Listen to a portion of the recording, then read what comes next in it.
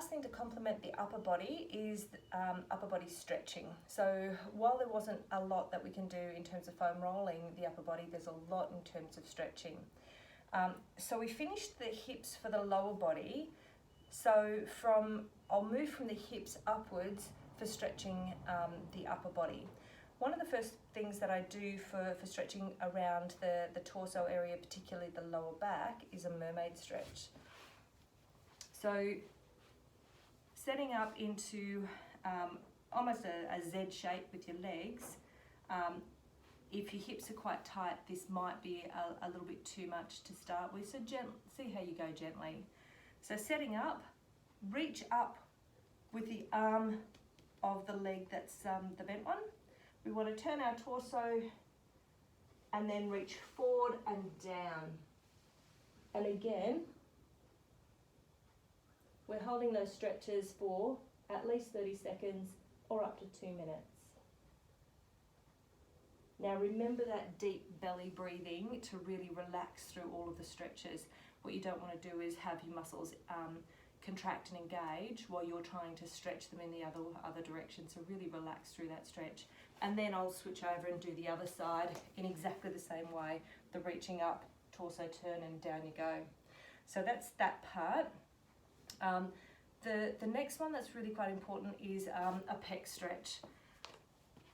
And I'm only showing you a few stretches. There are loads that you can do, and it's about listening to your body and choosing stretches that help you to get that release that you're after in any tight muscles. So I'll face this way. Setting yourself up, it's almost like doing a door frame stretch, only gravity's helping you a lot more to keep everything into position. This one's at right angles. This one becomes my push-up arm. I turn and face towards that push-up arm, and the same leg comes up and over. And relax down the head. So this stretch is for that pec major area. Then what we're going to do is move the arm away so that there's quite a wide bend in the elbow. So it's not completely straight, just a soft bend in that elbow. And we're aiming to get into pec minor for this one. Exactly the same way. We're moving this leg up and over and stretching through the pec area again. Relax the head, deep belly breathing. And again, holding for 30 seconds to 2 minutes, depending upon how much time and how it's going. You can actually hold for shorter periods, release it, and then re-stretch. Again, there's lots of different methods of stretching that you can use. So there are some tricep stretches that I tend to do on the wall, but I'll just continue now just working through the upper part of the body on the ground.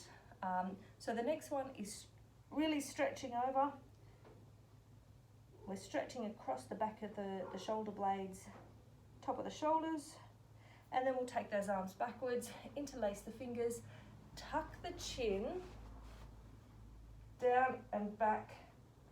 So we're going for a triple chin if you can. Shoulders back and down.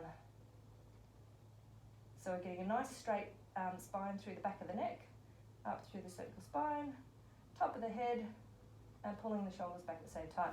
And then I'll repeat. So this one, you might want to hold for less period of time. Again, it really depends upon how those shoulders are for you.